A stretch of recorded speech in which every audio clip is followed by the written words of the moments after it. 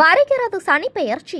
எந்தெந்த ராசிகளுக்கு என்ன பரிகாரம்? இன்றைய அலையுங்கள் வேதா சாஸ்திர ஜோதிடர் KS ரவீந்திரன்.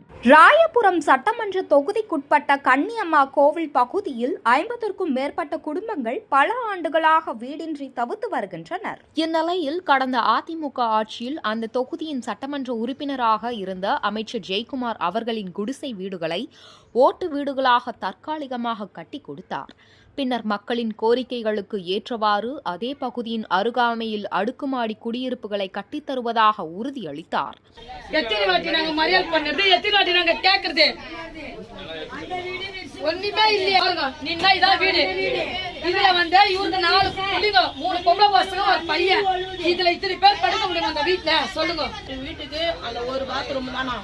இங்க இருக்கிறவங்களுக்கு குளிக்கிறதுக்கு எதுக்குமே வசதி கிடையாது. தவுல வீட கட்டி கொடுத்துக்கிறாங்க. இது அண்ணன் கட்டினது. அண்ணன் சொன்னதுனால ஜெயக்குமார் அண்ணன் சொன்னது, இது நான் கட்டி கொடுத்த இடம் அப்படின்னு சொல்லிட்டு மூலக்கொத்தத்துல உங்களுக்கு வீடு இருக்குது, நீங்க கவலைப்படாதீங்கன்னு சொல்லிட்டு போனவரு. இப்ப எங்களுக்கு ஜெயக்குமார் அண்ணன் தான் கொஞ்சம் கூட இருந்து சப்போர்ட் பண்ணி சொல்லணும் எங்களுக்கு. அதன் பிறகு கட்டுமான பணிகள் அமைச்சர் ஜெயக்குமார் முயற்சியில் எடுக்கப்பட்டு பணிகளும் நிறைவடைந்தன.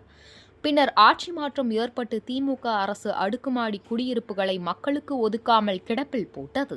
தற்போது அந்த அடுக்குமாடி குடியிருப்புகளில் ராயபுரத்திற்கு சம்பந்தமில்லாத மற்ற பகுதி மக்களிடம் பணத்தை பெற்றுக்கொண்டு வீடுகளை முறைகேடாக ஒதுக்கியுள்ளதாகவும் வீடின்றி தங்கள் கடும் சிரமத்திற்கு உள்ளாகி வருவதாக ராயபுரம் மக்கள் வேதனை தெரிவிக்கின்றனர். பல முறை திமுக சட்டமன்ற உறுப்பினரான ஐஸ்ட்ரீம்ஸ் மூர்த்தி அவர்களை சந்தித்தும் எந்த பதிலும் மக்களுக்கு முறையாக சொல்லவில்லை என மக்கள் குற்றம் சாட்டுகின்றனர். அவர் சப்போர்ட் இருக்குன்னு இப்ப எங்களுக்கு யாரும் இல்ல. மூர்த்தி வந்தாரு, ஓட்டு கேக்குறப்ப வந்தாரு, அதோட இங்க வரவே இல்ல. இங்கே கட்டி கொடுக்கறேன்னு வேற சொன்னாரு.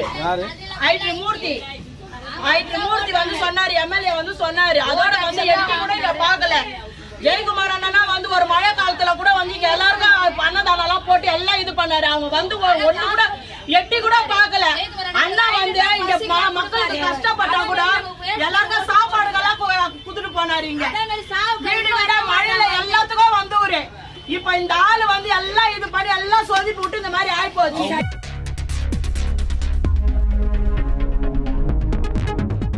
செய்திகளை உடனுக்குடன் தெரிந்து கொள்ள வேதா நியூஸ் டைம் சேனலை சப்ஸ்கிரைப் பண்ணுங்க.